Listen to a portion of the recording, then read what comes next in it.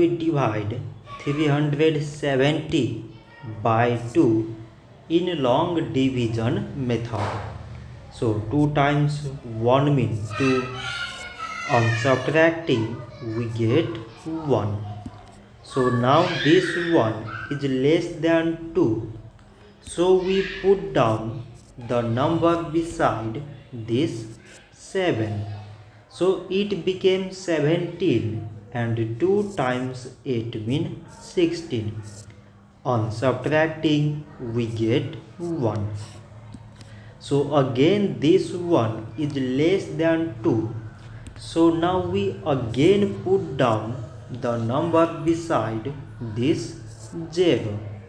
So it became 10 and 2 times 5 means 10.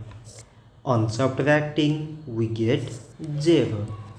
So 370 divided by 2 is 185.